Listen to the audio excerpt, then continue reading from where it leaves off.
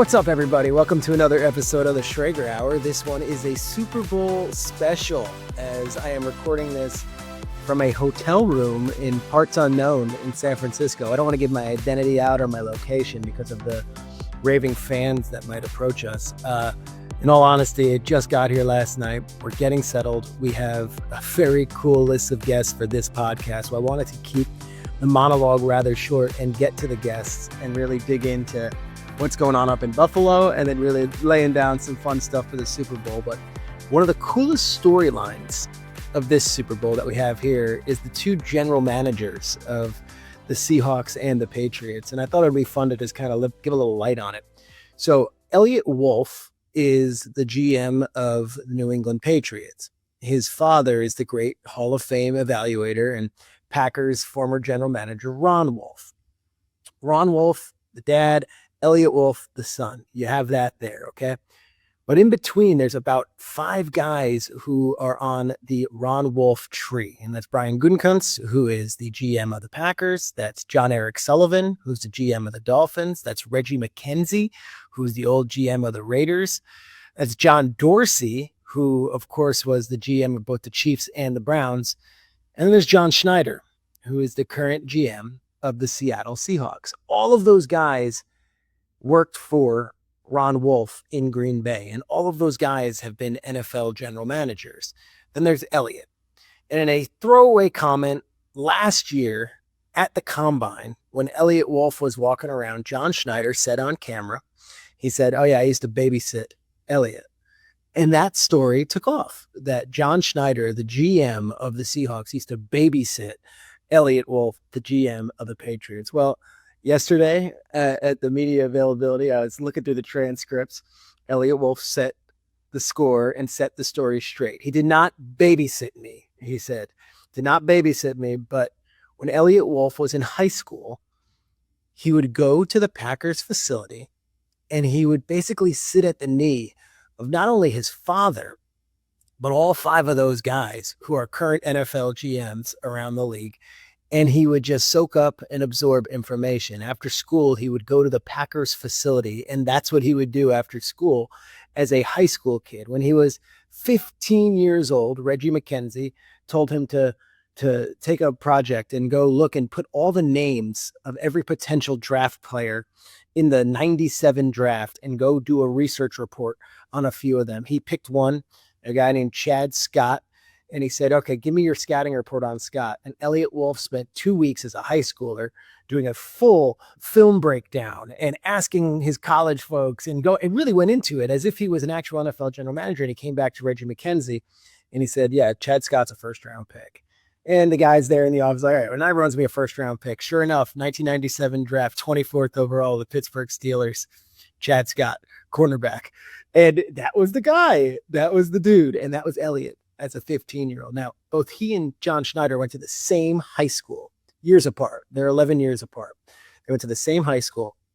And it was basically Schneider went to one and Wolf went to another. And the two, by the time Wolf got there, had merged into one. Now, you have to understand, there are just 100,000 residents in the entire city of Green Bay. To have 2 general managers going up against each other in the Super Bowl right now from the same high school is just absolutely wild. The odds are insane. And yet, if you think about it, the success that they've built there in Green Bay and the lineage that they've built there in Green Bay, it's truly a testament to what Ron Wolf built. Now, I said those 5 guys who are GMs. The other guy was Ted Thompson, who's no longer with us. And that's the guy that John Schneider points to the most and says, yes, Ron Wolf, I learned from him, but Ted Thompson really took Schneider under his wing. And after John Schneider spent a couple years in Green Bay, he bounced around a little bit. And he actually was a general manager of the Washington Redskins, probably was too young for it, for like 1 year with Marty Schottenheimer. That was in the early 2000s, and they discarded him. And then his circuitous route went back to Green Bay, and 2010 gets hired by Seattle. Eliot Wolf's story is interesting as well. Goes to the University of Miami, interns for the Falcons when he was in college. Now, yes, he had all the hookups from his father being a legendary evaluator, but you still got to do the work. Interns for the Falcons, goes to work for Green Bay right out of college, like 2005, I believe, and is there for nearly 2 decades. And then in the late 20 teens, or 15 years, John Dorsey gets the job in Cleveland and brings Eliot Wolf over with him. They're part of the group that drafted Baker Mayfield first overall. Well, they get blown out eventually, and Cleveland does their entire reorg.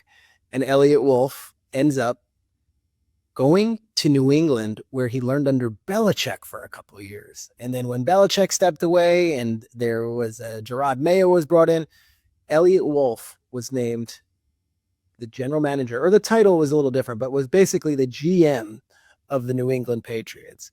And to think, this is the kid that in high school was sitting at the hip of a young John Schneider doing scouting reports for him and Reggie McKenzie. To think that he is now in a Super Bowl with a team that he helped build. Now, Vrabel gets all the love and Vrabel gets all the credit because he built the culture. And Robert Kraft gets a lot of the pats on the back because he spent the money to do it. But Eliot Wolf made a lot of those decisions. He was in the GM's chair when they drafted Drake May. He's the one that signed off on giving Milton Williams that money. He's the one who said, let's bring in Diggs. Let's bring in Mac Hollins. Let's bring in Carlton Davis, and let's do all of the stuff that we did in a $300 million offseason for the Patriots. I love this story, the two general managers, John Schneider and Eliot Wolf, because here they are, both of them from the same town of 100,000 people at some point in high school, and now are going on to being general managers in the same game. Now, John Schneider's story, which I love, and I'll add this before we get to our guests. He was at St. Thomas, the college up in St. Paul, Minnesota, and he wrote Ron Wolf a letter saying he wanted to work for him. Never heard back. He wrote him a second letter saying he wanted to work for him. Never heard back. Wrote him a third letter, and he never heard back. As a college kid, I just want to work for you as a scout. He then, on a what I'm told is a lark, just cold calls the Green Bay Packers organization and asks to be connected with Ron Wolf. This is after 3 letters that he'd written never got returned. Ron Wolf picks up the phone and says, you know what? We just have an opening. Someone just left and we have one opening for an intern job. Would you want it? And John Schneider on the phone call said, yes, I do. And that was his first job out of college. How's that for a lesson? 3 letters, no response, a phone call out of the blue, and a receptionist somewhere connects him to the general manager, and he gets connected, and he's told, yes, there's a job available. I've seen your resume. You've got a shot. Kids, if you learn anything there, it's do not give up on your dream. Be persistent, and if someone doesn't respond to an email or a text, it's okay to send another one. Seahawks Patriots just got here. Again, recording this on Tuesday morning. The vibe right now is sort of let's wait and see which fan base comes in droves. But San Francisco is where all the stuff is going to be going on this week. And then the game, of course, is in Santa Clara. Some of the concerts that I've seen on the docket, I'm not sure if I'm going to make it to any of these. Benson Boone performing on Wednesday. Noah Kahan, I believe I'm pronouncing that right, on Thursday. That's with Sirius. Post Malone on Friday. I believe Bud Light is putting that one on. And then Saturday night, the Killers are performing at like a fine arts theater here in town. This is the Super Bowl week. This is what happens. You get 4 of the biggest acts coming in, and that's probably just scratching the surface. I'm sure there's many others. Those are the ones that I just was told of. And then in addition to that, you'll have Radio Row going on, and you'll have all the parties and everything. And then, by the way, Sunday, it's an all-time game. We've got 2 of the best stories we've seen in recent years. Seahawks coming from a team that did not make the playoffs a year ago to making the Super Bowl. And then the Patriots, who won 4 games 2 years ago and 4 games a year ago, somehow back, ready to hoist a Lombardi. All right. Our guests today are awesome. This is an interesting one. I don't know how it's going to go. They're about to hop on. But I'm going to have the general manager of the Buffalo Bills, Brandon Beane, and I'm also going to have the new head coach, Joe Brady. But they're going to do the interview together. And I requested it this way from Derek Boyko, their PR guy, because I've seen them both do one-offs separately from each other. And I've seen Brandon Beane kind of photobomb a Joe Brady interview on McAfee. But I want to talk to both of them at once. And then I'm going to do a little trivia challenge with the king of ESPN trivia, Hembo. It's all Super Bowl related, and I'll get to the details when it's time. But first, Let's get to the brain trust up in Buffalo, the new head coach, and the GM that helped build this roster.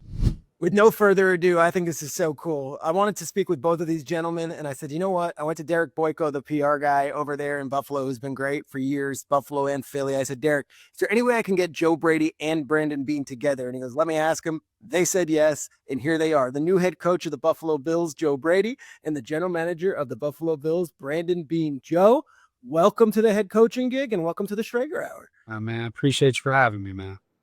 Brandon, same to you. Your second appearance on the show. Well, at least you invited me back. Some people have me on, they never invite me back. So yeah, no, I understand that. I'll take it. We were laughing before we came on here, and Brandon was like, "Do you guys know each other?" And I said, "Yeah, we've met in the combine, and I've done production meetings with Joe." But I said, "Joe, I've texted you a bunch. You never write back." And what was your response? I don't really, unfortunately, I don't really respond to a lot of people. I got a lot of unread texts, unless it's I got a couple people pinned. I just added hint to the pinned now, so I can at least see when he texts me, so I know to respond. But yeah, I'm not the best on my phone, that's for sure. So I think there are thousands and thousands of Bills fans and fans of football in general just pumping their fists, being like, "Great, he's not dealing with the media. He doesn't respond to media. We love this guy." No. And I wish I'm gonna pull up your see how many unread texts to make me feel better about myself. But no, man. My apologies now. I promise it won't be the next time I text you. I'll respond to all the other ones and be like, "Man, sorry, I never saw this." That's fine. That's fair. Yeah. That's how that works. That's it. Brandon, let's go back with you guys here, because it's been a whirlwind of a couple of weeks here. But one of the things I have noticed in a lot of the media that you've done since the hire is that you guys treated this as if Joe was an outside candidate with no leg up on anything, and so this is going to be a clean slate. Of course, Joe Brady came over there as a quarterbacks coach, elevated to the OC, and now is the head coach. But just tell our viewers and our listeners the process that you guys went through, and you started this wide net of candidates for the head coaching job. Yeah, I mean, obviously it happens after, you're kind of late in the process. We played 2 playoff games, so we kind of knew we don't really have time to do, the teams that know they're having a new head coach coming as the season ends. You're already kind of lining up candidates, and you're thinking about who you want to Zoom for an hour and a half, just kind of get to know you, not get too deep until you kind of figure out who you want to narrow down. We did a lot of research of a lot of names, and then we narrowed it down to, probably 7 to 12 names, and some of them were still playing, some weren't. And at that point, we decided to interview Joe first. We did a few while we were in Buffalo before going down to Terry Pagula's office in Florida. And so I just thought it was important for not only for Joe. Brian Dable was a candidate who had been here some years. Let's start from scratch. Let's treat Joe, and the example I gave our group was, hey, Joe's with the Green Bay Packers. Like, let's just start it. Joe, you tell us how you were raised, where you were raised, your family, how you got into ball, what sports you played, how you ended up where you did. And let's just kind of take it from there, as we did each and every candidate. I thought it was the best way to do it, because it's almost like a roommate situation. The good, the bad, and the ugly when you live with someone. And I didn't want it to overhelp him, but I also didn't want it to hurt him in the process. And so I thought that was just the fairest way for all candidates to kind of run this thing. And Joe, when you were approaching it, did you go in thinking, all right, I've got to approach this as if I'm interviewing for the Green Bay Packers or the New Orleans Saints? Or did you say, hey, I got a little inside edge here where I know this roster, I know these players? What was your approach going to this interview? Because I know you interviewed in several places. Yeah, look, I didn't know exactly how they were going to approach it. And that was what was so cool, is when they started it with that mindset, I knew at that moment, like, okay, this is real. It's not a, hey, you know what, I'm the in-house candidate, right? And they're just, hey, we know you. That was when I knew that they weren't just looking at me as the offensive coordinator of the Buffalo Bills. They were saying, hey, you're a legit candidate for the head coaching job. Because, look, the reality is I've been in the building, but I haven't had as deep of conversations with some of the people that were in that room. And so it was really important for them, for them to understand who I am, where I'm from, how that kind of, as opposed to, okay, we saw your play, we know your play calls, let's talk about. And then they approached it. They weren't concerned with, let's talk about if anything has gone wrong on here. I was like, no, just let's talk about your vision as a head coach. Let's talk about what, here's this scenario. How would you handle it? So it was no different, even though I was in the building. It was it was the same type of interview, if anything, a little harder than some of the other places I've been. Brandon, what'd you learn about Joe that you didn't know already going into that interview?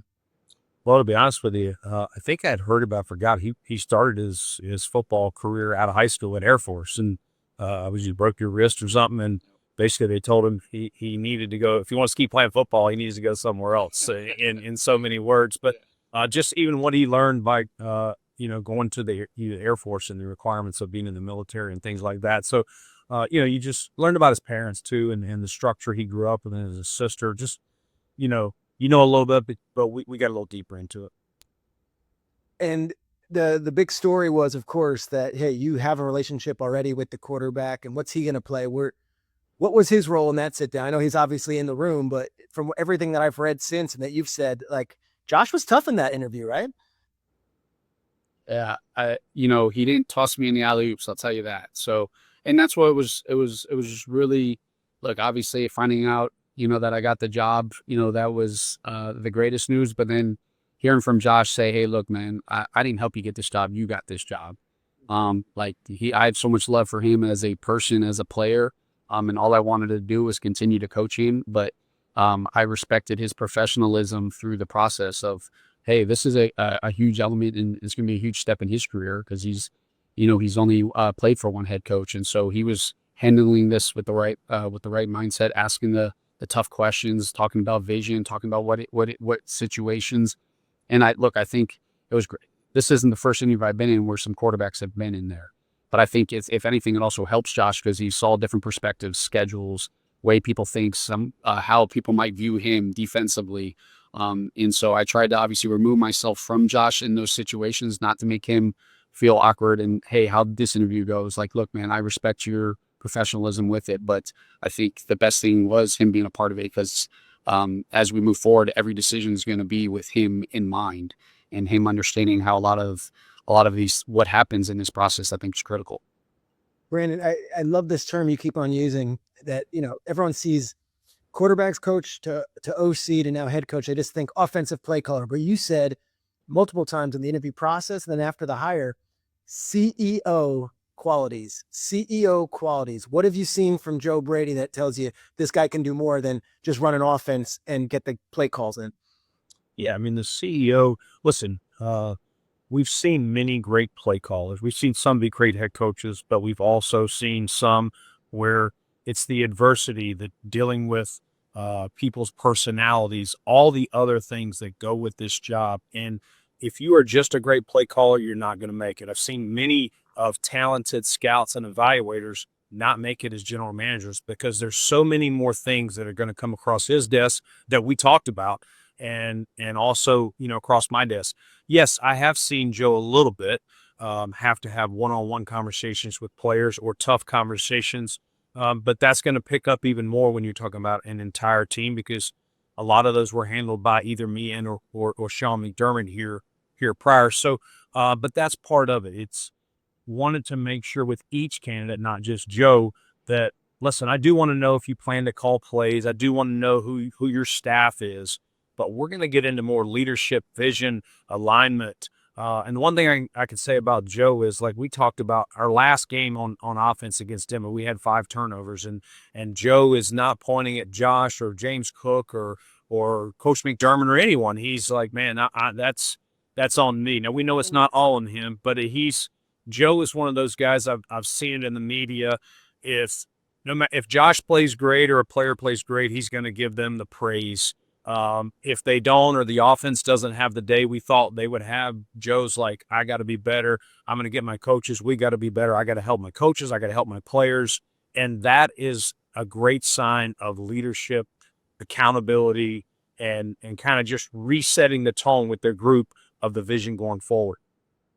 Joe, you've worked under some legendary coaches, both at the college level and in the NFL. It all leads up to this. Who are the guys that you look to as your greatest influences and your greatest inspirations when you mold what you want to be as an NFL head coach?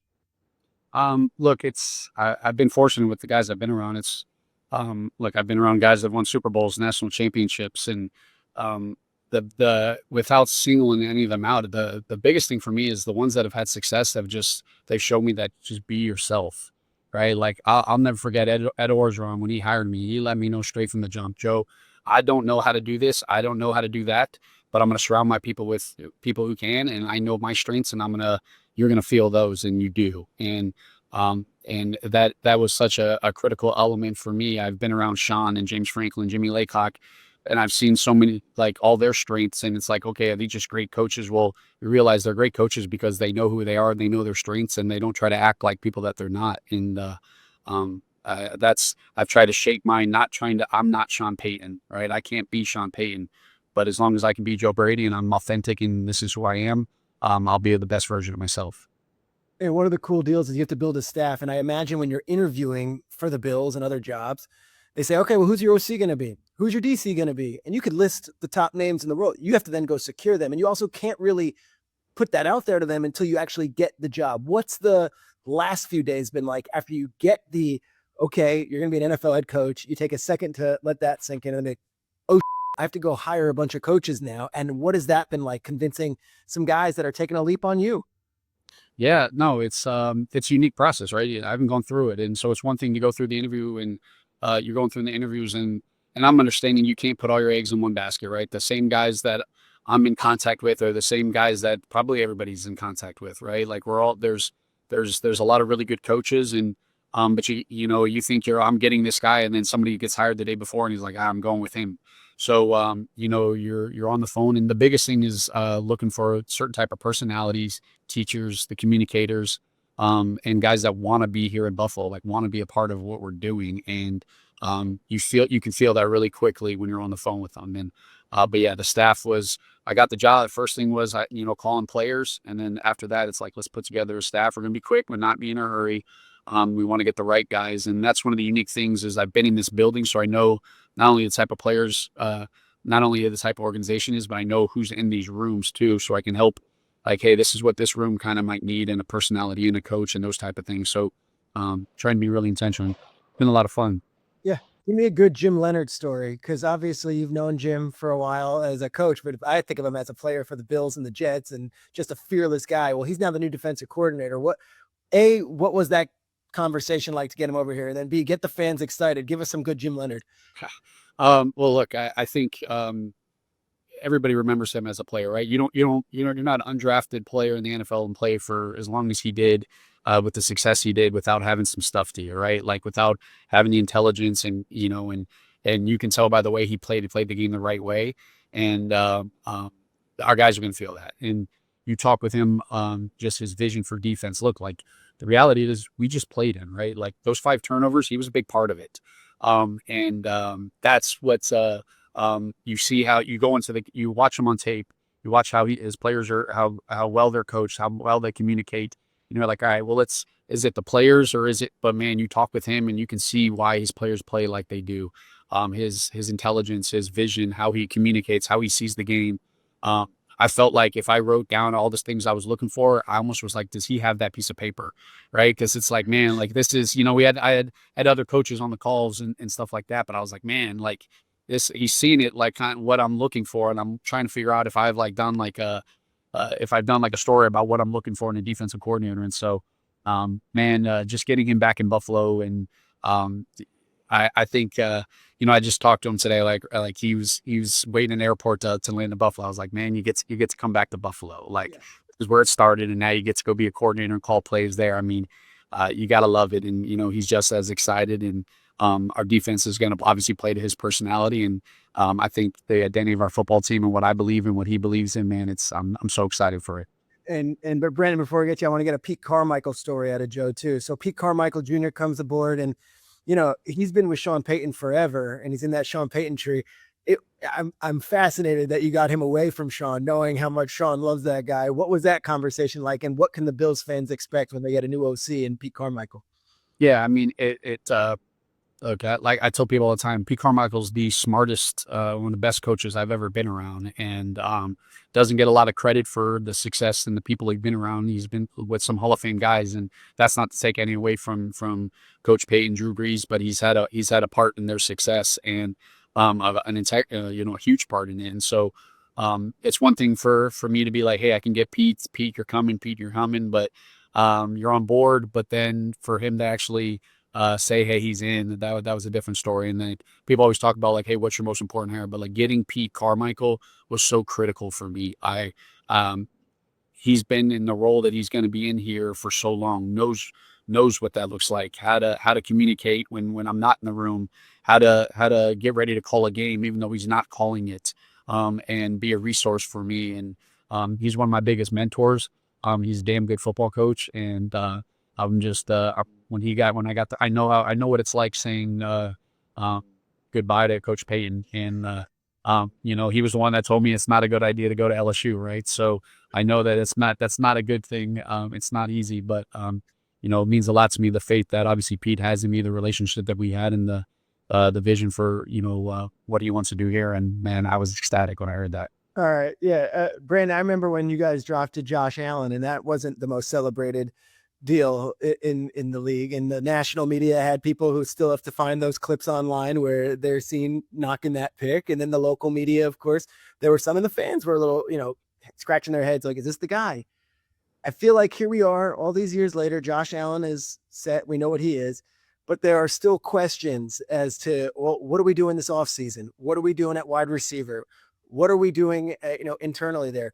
Brandon, as you now get all the heat from the outside, I saw the quote and it said, F the outside. And maybe that was taken out of context. I respect the hell out of the way that you have your conviction and you're like, we're going to do this the way we're going to do it and it's going to work out. What's your response now as maybe the eyes are on this roster and saying, well, does Josh have enough to get over the top? Yeah, I mean, I think that, and I know what that was. That was a question of like, after Joe was hired, it was basically, what do you say to critics who say, you shouldn't have hired from within, or you shouldn't have, like, and the point is, it's when you sign up for these jobs, you don't do it to please people. You do it to do the best job. And so it's it's really a mindset. It's not really, if any person, a media or a fan or anything, but I can say this, like, if there's many decisions, and listen, you're never going to bat 1,000, but there's many decisions I've made. And the point I was making was, man, if I listened to even a third of the people on Josh Allen, I probably wouldn't be sitting here. I probably would have already been fired for taking someone else or passing on Josh Allen. And so, when you get in these seats, you just have to do the work. Okay, there's no shortcuts. And in this case, we had a panel of people. We talked about each candidate. We went through all of them. And so, like, if you're not in the know of that, you really wouldn't be able to give a fair assessment of which of the 9 people that we interviewed deserved the job. Okay. And listen, it was tight. We went round and round, and ultimately we decided that Joe Brady was the right fit. But it's really more of like a mindset thing that you have to have.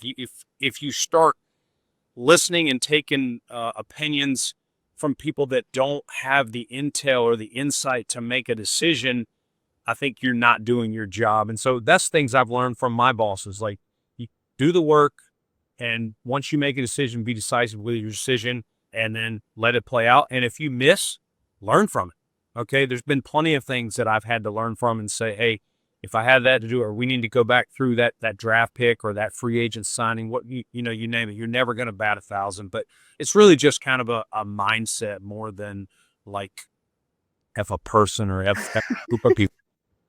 To get into the specifics of it, last year at the trade deadline, that's what a lot of Bills fans were saying. Well, what did we do? We sat in our hands. We didn't do anything.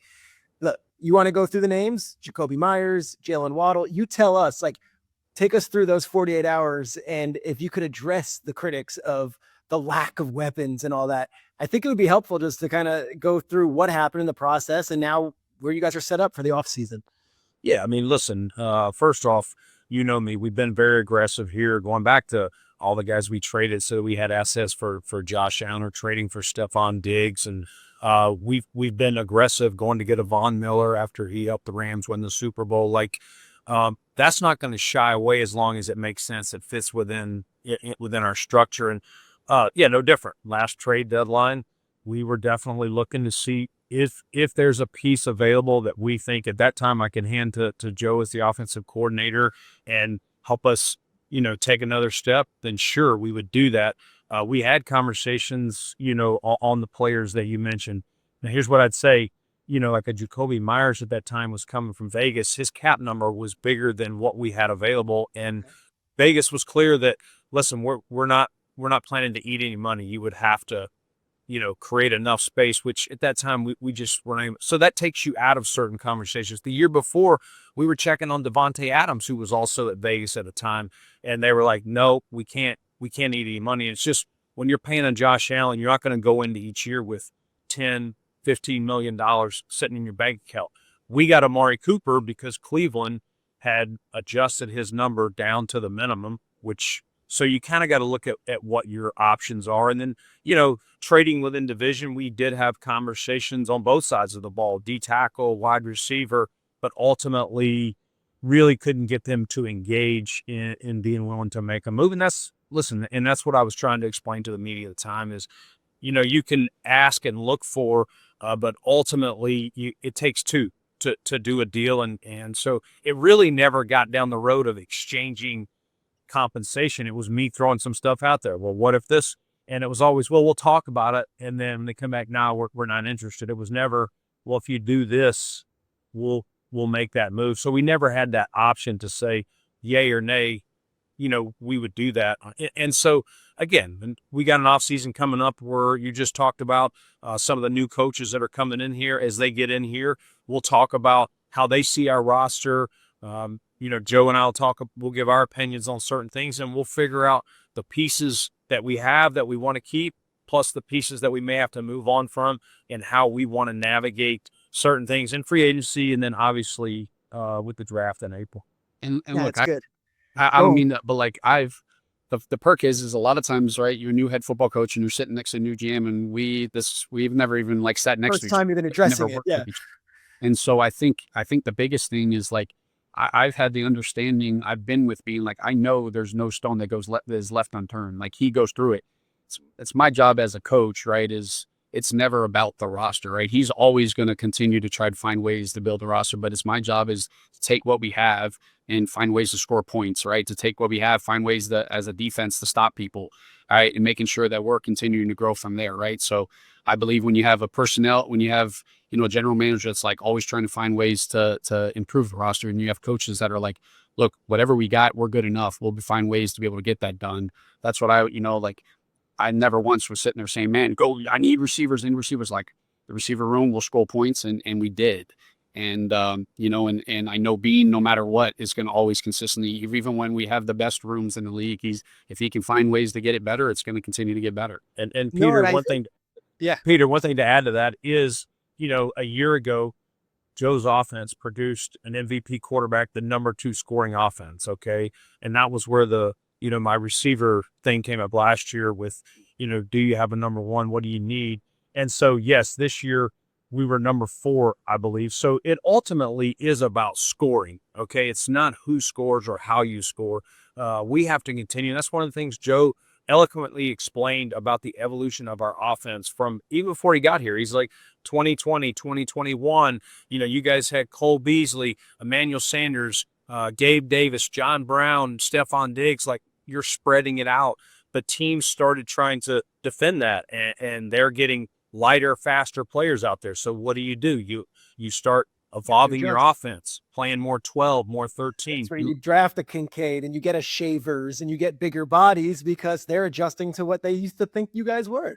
Yeah, you look at the NFC Championship, Chicago or the Rams versus Seattle, a lot of 12, a lot of 13 in those games. So the game stays the same. You still got to win up front and all those things, but you also got to try to stay ahead of how defenses are playing you. Where do you get your mismatches? And Joe talks about that all the time. Like, what is our best matchups to win each game? Some weeks it's 21, some weeks it's 11. Some, next year maybe 10. Some games depending on what our personnel looks like.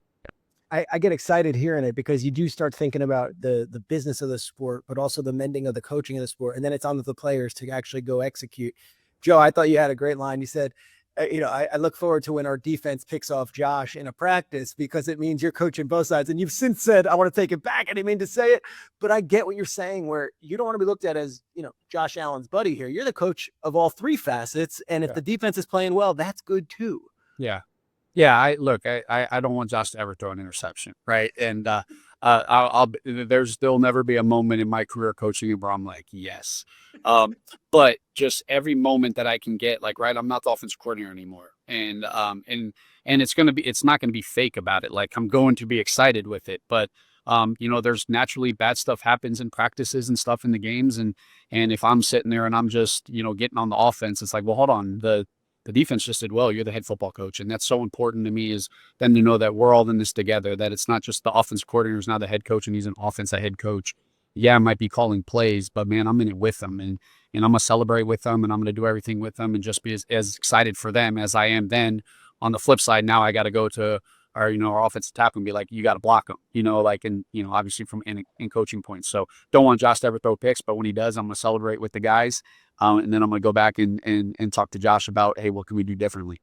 I'm going to ask you another in the weeds question. We're going to wrap soon because you guys have actual work to do. You're just doing this for us and having fun with it. But, I'm not in the Bills media. I'm not a Bills fan, but I get all the stuff. Like, I get the obsession that the fans have with Joe Brady throwing screen passes. Your response to that, take it apart and do what you do.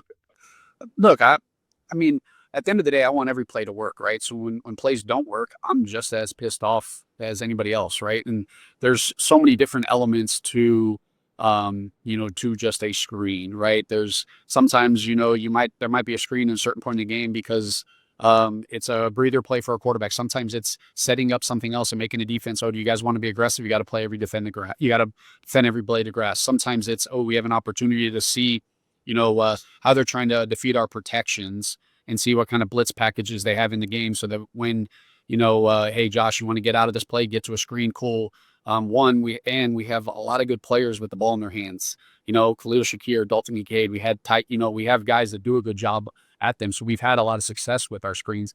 Problem is, in general, screens are either really good plays or they're absolutely terrible. And that kind of goes with it. So I don't want to waste plays, but I think it's important. I think it's important making defenses have to think twice about, do we want to send this pressure? How do we want to defend this? Hey, who's going to be peeling on this? And, we have to continue growing our screen game, right?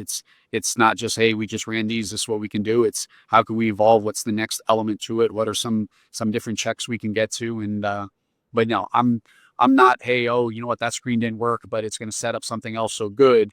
I'm just as pissed that when every play doesn't work. And so, if there's a screen that doesn't work next year, I'm gonna be pissed again, right? But it sets up a lot of other things, and it's something we got to continue to improve upon.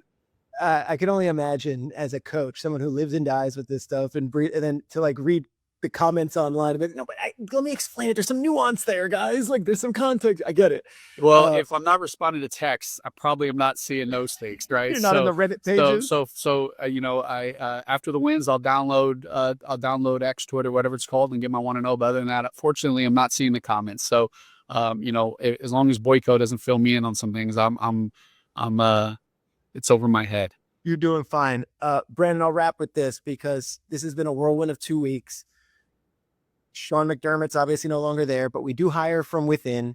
Do you feel a different feel to the Buffalo Bills organization right now? Do you feel it already, whether good, bad, and different? Do you feel that this change, it's a different voice and a different kind of coat of paint on the Buffalo Bills heading into the offseason? Yeah, listen, when Terry made the decision to make a change, it's my job and now our job to get this thing going. My first job was to put a group together and find the best candidate for the Buffalo Bills, and we believe we did that in Joe Brady. It just happened to be in-house. I never viewed this like a promotion. I viewed it like we look for all the best candidates across this league, which there's some really, I was telling the media last week, some brilliant football minds, including this one next to me. And so I learned a lot in that process. We made the selection, and we're excited about the selection. And I can tell you, our building was like, okay, in change, everyone's kind of like this. But once Joe Brady was selected, there's a lot of energy. and he brings the juice. He's fast twitching all day long. I don't even know when he sleeps. But long story short, no matter how early I would get here, when he was the OC, his car was always the first one here. And sometimes I come back there and he's got a sleeping bag on the floor. I'm like, Joe, dude, when's the alarm? Yeah. When's the alarm? Tell me what time I go to sleep. He acts like he lives like an hour away. He lives 10 minutes and there's no traffic He needs to his home. But like, man, I can't get in my car and get home. It's just, it's how he's wired, which is a great thing. But no, the energy since this selection last week has been super positive. We got a great staff of people here that just want to help this team do whatever their role is. If it's the lunch staff, if it's the people helping clear the parking lots to get all the snow out of here to help us get in here, whatever it is, we've had a great, when we introduced Joe to the media, we did to the staff first, and the energy you felt. Walked in, I didn't even get a chance to introduce him. They were clapping before that, and it was cool. There's a lot of excitement that it ended up being Joe, and now it's our job to prove that it was the right choice.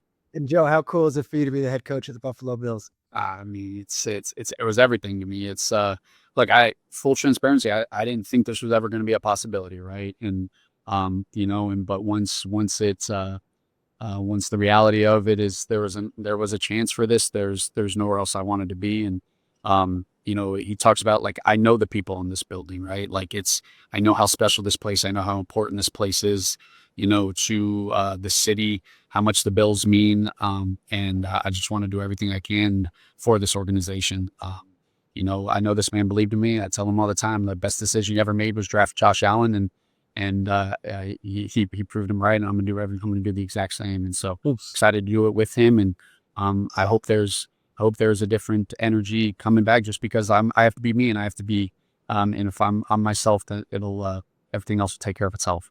Guys, thank you. This was awesome. So appreciate you both taking the time. I know you're building a staff and you're building your offseason draft boards and free agency there, Brandon, but this was cool for us here on the show. And I'm so excited to see the 2026 Buffalo Bills. And Joe Brady, congratulations, man. This is awesome. Awesome. Appreciate you, bud. Thanks, Peter. Good to see you, buddy. All right, so Joe Brady and Brandon Beane, that was awesome. We get that side of it. And then we turn the page to the Super Bowl. And I'm going to bring on a guest right now that is maybe my favorite person I've gotten to work with since I've joined ESPN. We have hit it off immediately. He goes by Hembo, and you see him on Get Up because Hembo is often the one throwing in the sneaky facts or the stats. But my favorite thing every episode I go on Get Up is I get to play Sneaky Hembo, which is a trivia contest where Hembo comes up with the best trivia questions. They're never too easy. They're never too hard.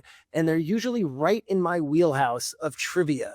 And I'd say, Hembo, as I bring you on here, I probably bat a little over 500, right?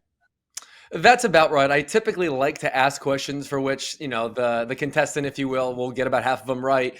I have to put a pretty low handicap on you, though. Like, you're close to as good as we have on the show. I love how much you've bought in, of course. And this is something we've been doing on Get Up for basically as long as the show's been around. So this is, I'm known for this as much as practically anything. And I very much appreciate you becoming endeared to Sneaky Hembo, as many have over the many years we've done the show. We used to do a segment on Good Morning Football called Schrager Trivia, and I would ask my other three hosts, and oftentimes 2 of the 3, we'd have to really water it down. And then Kyle Brandt's pretty good, and we go there.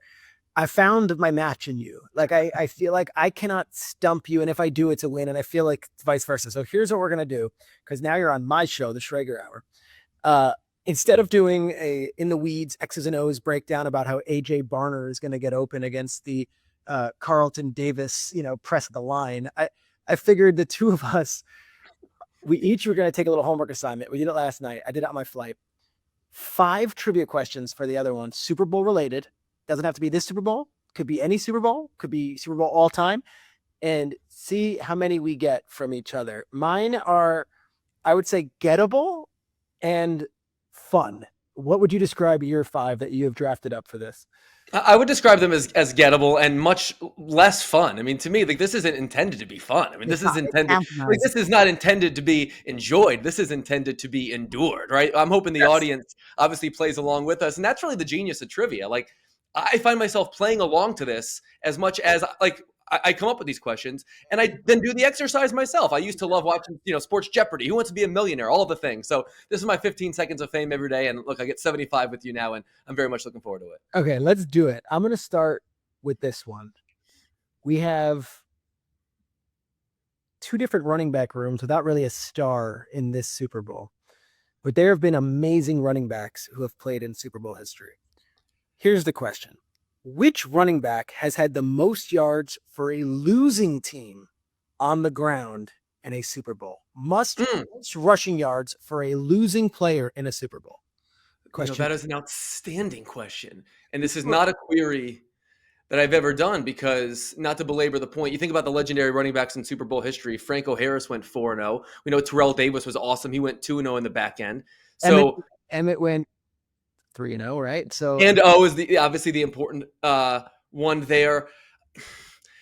The name that comes to mind for me is Timmy Smith, but I'm fairly certain that they won that Super Bowl. So I'm going to just pick a person whom I knew ran for a bunch of yards and lost the Super Bowl, knowing full well it might not be the right answer, but my logic is sound, and I'm going to guess Marshawn Lynch.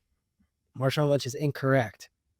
Correct answer is Thurman Thomas in Super Bowl 5. His first Super Bowl against the Giants, ran for 135 yards on 15 carries, scored a touchdown, but they lost 20-19 after the Norwood kick. Good question.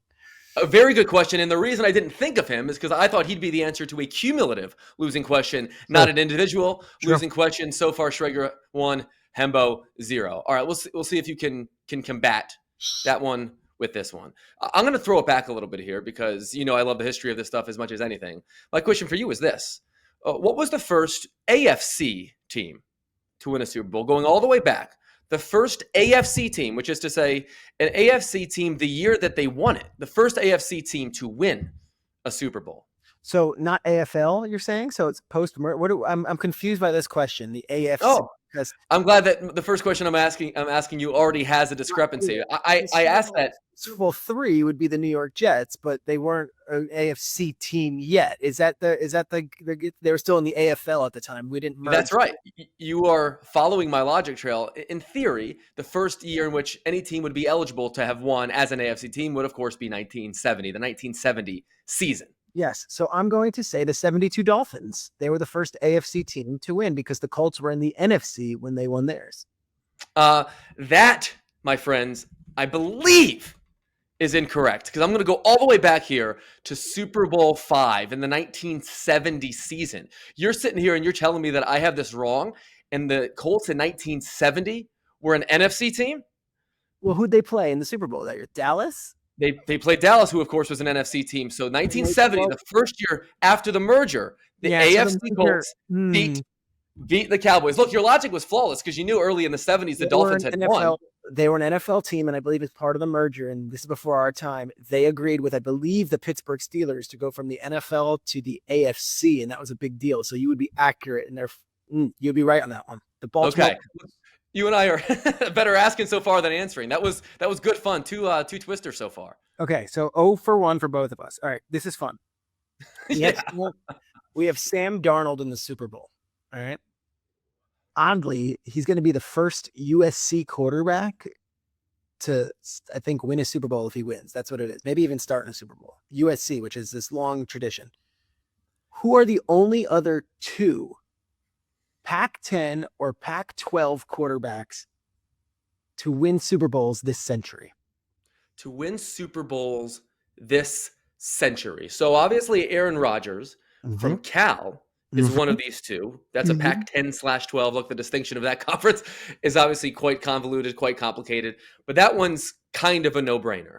And so what I'll try and do now is go through the Rolodex knowing, look, we know that USC, as you mentioned, bizarrely having never had one. Yep. Jared Goff from Cal is 0 for did not win Super Bowl, as we know.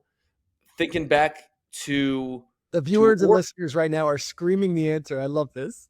Yes, I'm sure, and that's fine because this is how my brain processes. I don't go so fast. I unfortunately have to do the thing where I go through every single year and probably wind up overthinking it naturally.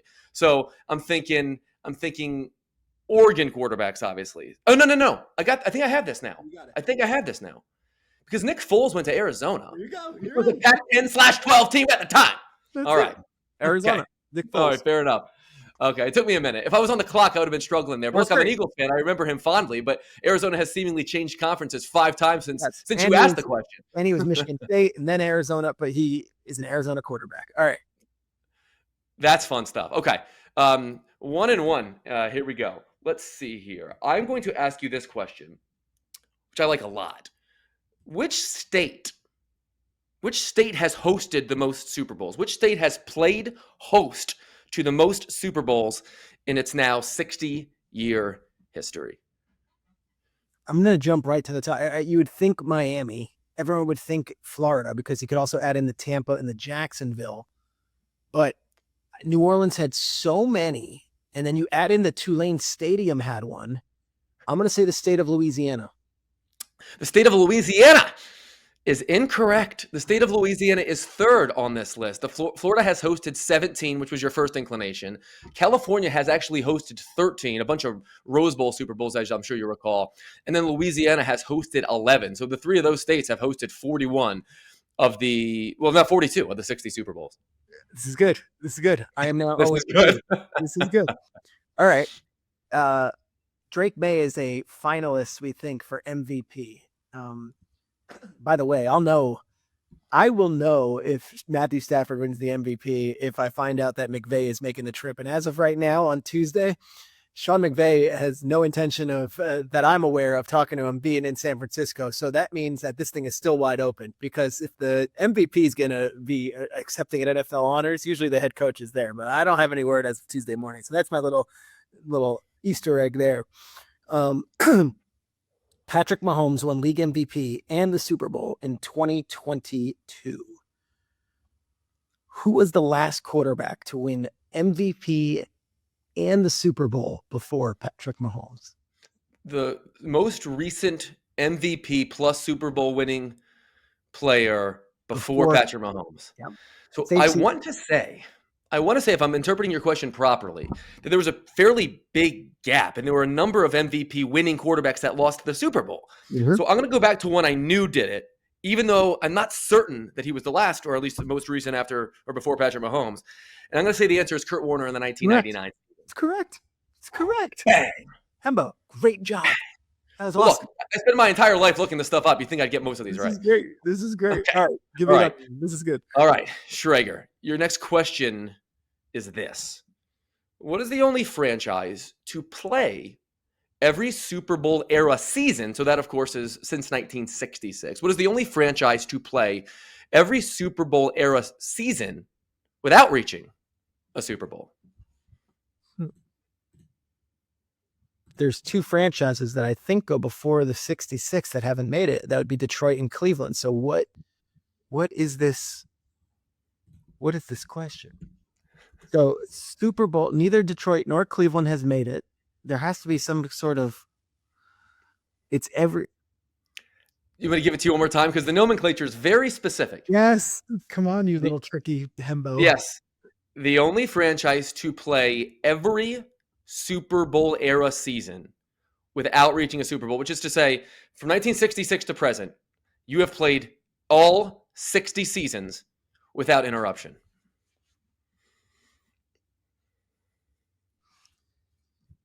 Without interruption. So there was a strike in 83. Doesn't mean a team didn't play. There was a strike in 87. Doesn't mean a team didn't play. Every season from 66 on without interruption. Did Cleveland have one of those weird years where they merged with like the Pittsburgh Steelers or the Philadelphia Eagles and they were the Stiggles? No.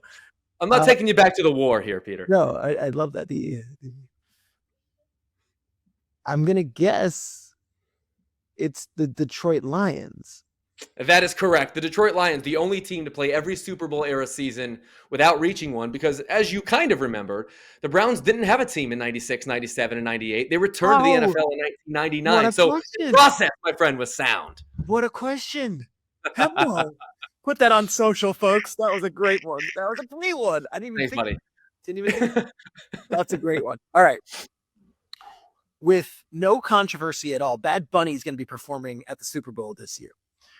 The last time the Seahawks played in a Super Bowl, Katy Perry was the halftime artist. The time before that, Bruno Mars was the halftime performer. Who was the Super Bowl halftime performer the first time the Seahawks played in a Super Bowl? The first time the Seahawks played in a Super Bowl. This was the 2005 season, the Super Bowl in which Ben Roethlisberger was awarded a very controversial touchdown at the goal line. So I have the right game. I was 15 years ago at the time. 15 years old at the time, excuse me. But I have to admit, this is a blind spot for me. Yes, I got a blind spot. See, this is where I play. Candidly, to say pop culture is a blind spot for me is a massive understatement. So I'm just have to think of some random person that was popular in 2005. Well, don't do that. But remember, this is before Jay-Z took over. This is before they went hip. There were a lot of classic artists at the time. So I remember there was an outdoor Super Bowl halftime show in which Prince played in the rain. And that was, I think... That's in Miami between the Bears and the Colts. This is next year. In Detroit. Yes. So I'm going to say, because it was Detroit, Aretha Franklin. Okay. Aretha might have had some sort of role at some point on Thanksgiving or even at that Super Bowl. But the Rolling Stones were the halftime performers. They did a 3-song set list. They did Start Me Up, into Rough Justice, which was a new single of theirs in 2025. And they ended it with Satisfaction. Yes. So there's I'm strong on all those. You could ask me which NFL players have appeared on Saturday Night Live. I'll tell you who the musical guest is. So I can go deep on that culture. But yes, that was it. The Rolling Stones. All right. So now what are you? You 2-2 right now? Yes, I'm 2 for. 1 and 2. This is a fun one. This doesn't require you to do a good bit of math. So I'm curious to see the back of the napkin here. So which franchise, in other words, has scored the most points in the history of the Super Bowl? This is not in a single game. Yeah. This is across all of their Super Bowl appearances. So you add up the amount of points that every team, every franchise has scored across every Super Bowl appearance in their history. Which team has scored the most? All right. So the 49ers scored 55 in a Super Bowl, and they scored, I think, 46 when they played the Chargers. So they did the 55 against the Broncos, 46. Is that enough to compensate for the Super Bowls that they didn't play in that the Patriots did? That's the gap here. The Broncos have played in a bunch of Super Bowls, but they've played in defensive games too. And for all those losses that they had, a lot of those times Elway was not putting up a lot of points. They lost 55-10. They lost 40-something to 22. Steelers, they had this is great. Niners also put up a lot of points against the Ravens with that Kaepernick year. And the Niners have played in 2 more since. I'm going to say the San Francisco 49ers have scored the most points in Super Bowl history. Peter Schrager, that is correct. The San Francisco 49ers, despite having played in 3 fewer Super Bowls, have scored the most. So they're at 261 cumulatively. The Patriots are second at 246. So in order to pass San Francisco on Sunday, New England's going to have to score at least 16 points. So give me, do you have the scores there? Because they put up 55 against the Redskins. They put up a bunch against the Dolphins in Montana's second Super Bowl. And then I know they put up a ton again with Steve Young. Like, do you have all the different scores? Because I think they put up huge points in those wins. And then even in their losses, they scored. Yeah. Obviously, you remember the overtime game in which they scored 22 against Kansas City. They scored 20 against Kansas City the prior trip. You mentioned the Ravens game. They scored 31 in that loss to the Ravens game. And I'm sure Jim Harbaugh still sees that holding or non-holding call in his sleep at night, if he even does indeed sleep. And just in pulling up the rest of these, I'm looking at 26 against the Bengals. I'm looking at 38 against the Dolphins. Okay, that was Super Bowl 19, a game I had forgotten about. 20 against the Bengals again. And then you mentioned the 55-10 piece that obviously tips the scales, as is that 49-26 game. So look at you doing that math and nailing that thing. Attaboy. Bro. This is awesome. We're doing 5 questions each. We're both 2-2. Here's my 5th question to you. After Tom Brady, which Patriots player played in the most Super Bowls? After Tom Brady, which Patriot played in the most Super Bowls? So the way in which you asked that question, again, I'm thinking about this just for the Patriots. For the Patriots. You didn't say started. So in theory, you could be asking a question for which the correct answer is a specialist. And that, I believe, is the direction I'm going to go, but I'm not going to go with Adam Vinatieri. I want to say that Steven Gostkowski kicked in 6, and thus that's my answer. Hembo, the correct answer is Steven Gostkowski, who kicked in 6 different Super Bowls. Oh, that's amazing. baby. Bro, that was great. Through my veins. That was great. All right, now this is it. Tie, and we can go to an extra question, and if I lose, it's over. What do we got? Okay, so this, I will admit, is something of a blind spot for me. Okay. Jersey numbers have never been my thing as much as statistics. So I'm going to ask you a jersey. I did with Graz yesterday. I got that wrong with the first player to wear number 14 and start in the Super Bowl. I'm like, that is a crazy question. He got it. I will not. Go on. Okay.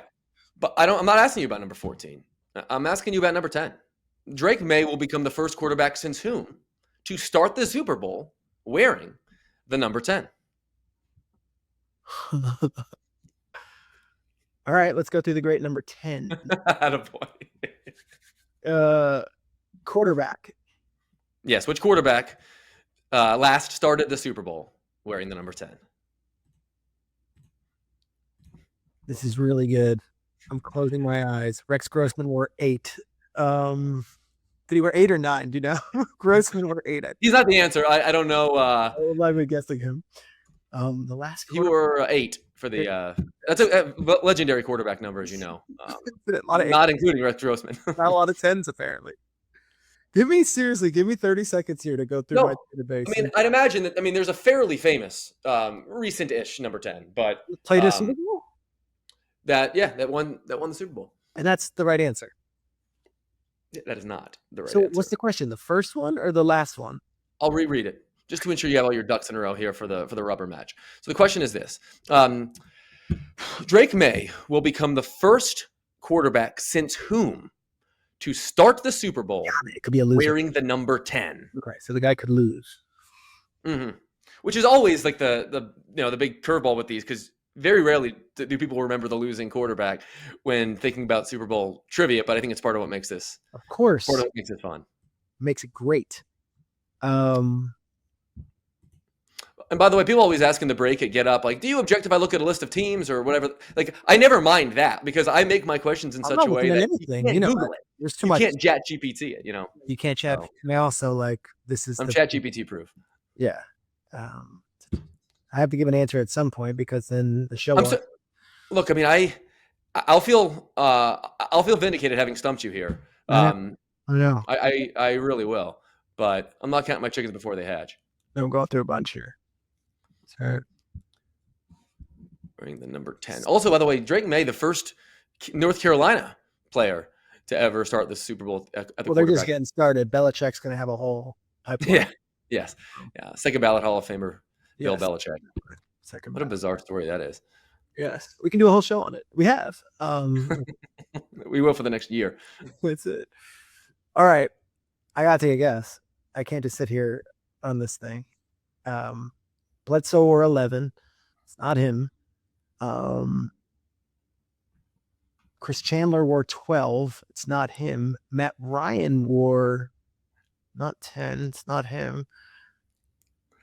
This is you in your bag, by the way. In your bag, but all right. That lost a Super Bowl.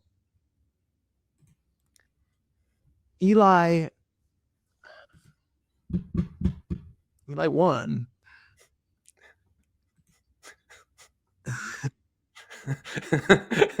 You're giggling. I'm trying to think here. I'm watching white hair sprout out of your scalp. I know.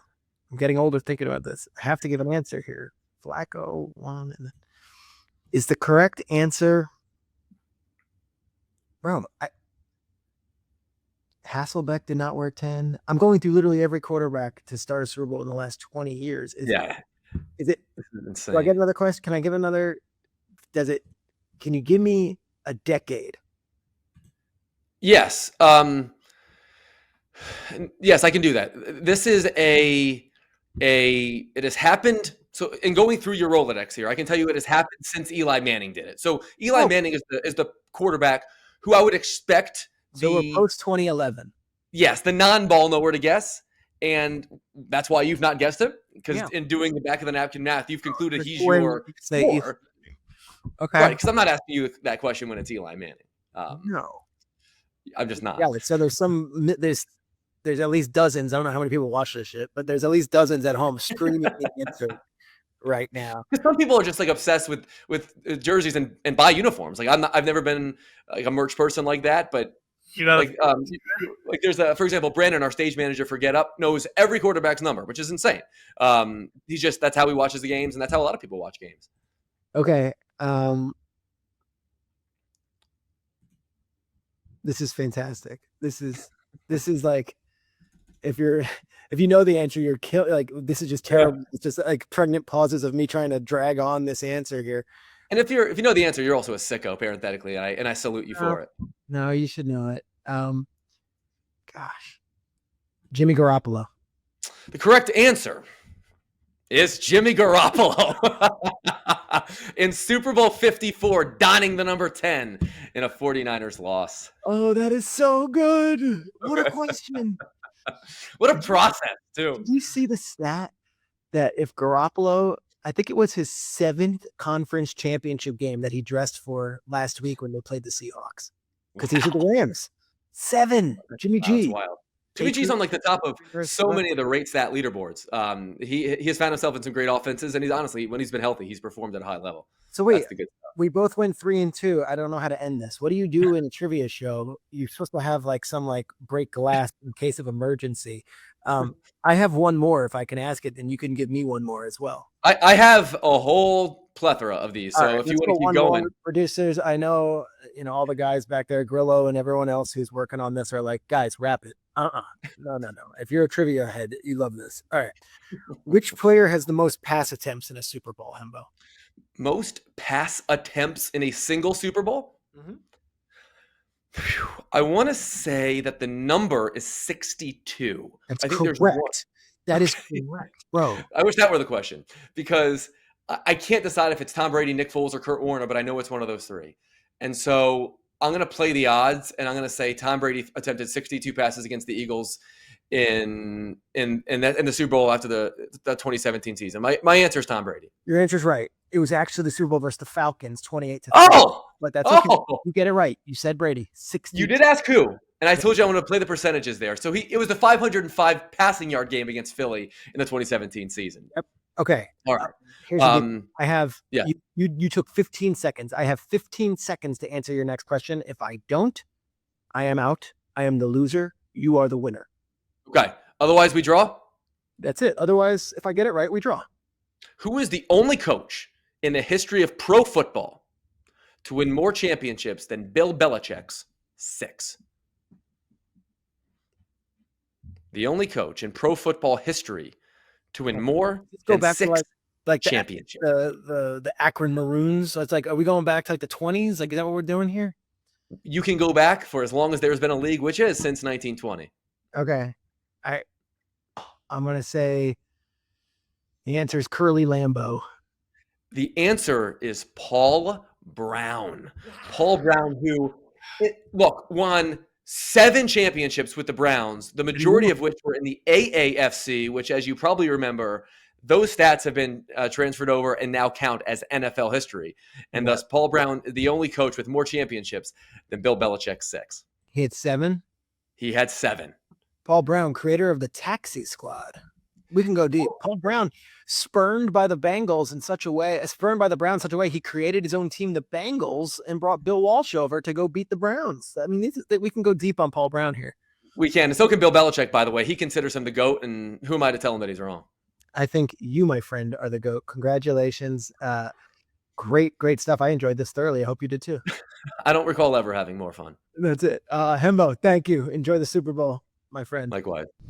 Many thanks to Joe Brady and to Brandon Beane. That was really cool. And again, I'll say it for the third time, the Buffalo PR staff putting that together. You get to feel kind of a real dynamic between those two, and they were excellent. Hembo, great trivia segment. I feel like we could bring that in over the offseason. Hembo brings it every single time. And if you were listening at home, punching the air, yelling Jimmy Garoppolo for a minute while I went through every quarterback to start a Super Bowl, I understand. I wanted to give a quick reaction to something that happened in the news this morning as we record this on a Tuesday. The Giants are hiring Matt Nagy as their offensive coordinator. Now, when John Harbaugh got the job, I will tell you, all cards on the table. The expectation was Todd Monken was going to come with him from Baltimore, and they would bring some of Monken's offensive staff, and they would be able to keep on rolling with what they had the last several years in Baltimore. Todd Monken gets the job in Cleveland. Giants had to go back to the drawing board. Now, they would contend they were not caught with their pants down around their ankles because they didn't want to give any misconceptions about the job and start interviewing guys knowing that Monken in their hearts was their number one. So did they get a late start? Yes. Did they swing and miss on anybody that they were desperately to have? I don't think so. The interview candidate pool is very interesting. You had, of course, Cliff Kingsbury, Brian Callahan, two former NFL head coaches. You had Shane Day, you had Alex Tanney, you had Jim Bob Cooter, and there was a name that not many people were talking about, who they did a Zoom session with, who they actually spoke with, who John Harbaugh felt most comfortable with, and it was Matt Nagy. And now the initial Giants fan reaction is, oh, how could you hire Matt Nagy? He just say, yeah. Guys, Matt Nagy is a pretty good football coach and is a really respected guy around the league. So much so that when I started texting some of the other candidates who did not get the job about, hey, I know it didn't work out, they're going with Nagy, you saw it, to a man, multiple ones said, well, Nagy's a great coach. That's a great hire for them. I like the fit in that he has been with Andy Reid. He has been with Patrick Mahomes, and he has coached in big games. And oh, by the way, Matt Nagy did take the Bears to the playoffs twice. They lost those games in the wild card round, but Matt Nagy can coach football. Question is, how will he connect with Jackson Dart? Well, Patrick Mahomes and Matt Nagy had a very good relationship. And if you want to know what happened there in Kansas, they needed a new voice. And Matt Nagy wanted to explore their options as well. So Nagy goes from being the Kansas City offensive coordinator, where he did not call the plays primarily, that would be Andy Reid, to now coming to the Giants, where he will. In a lot of ways, it looks like it's a lateral move, but it is a step up in that he is going to be the voice of that offense. Harbaugh will let him control that offense, and he will be the one to try to maximize what they get out of not only Jackson Dart, but Cam Scadaboo, Malik Neighbors, and all the other offensive players on that team. So the Giants staff is coming into form. Harbaugh's at the top. You've got Leonhard Wilson on defense, and then you've got Matt Nagy as the offensive coordinator. He gets the job over Jim Bob Cooter, over Cliff Kingsbury, over Brian Callahan, and away we go. All right, guys, thank you for listening to the Schrager Hour. This was a all-encompassing podcast. I hope you enjoyed the episode. Super Bowl is on Sunday. We'll be back next week. We will keep this thing rolling. So appreciate everyone chiming in on all this. I hope the Buffalo fans enjoyed Joe Brady and Brandon Beane, a little different side of them than maybe what you've gotten so far. I'm here in San Francisco. Let's see if I can get myself a good meal and stay out of trouble. Thank you, guys.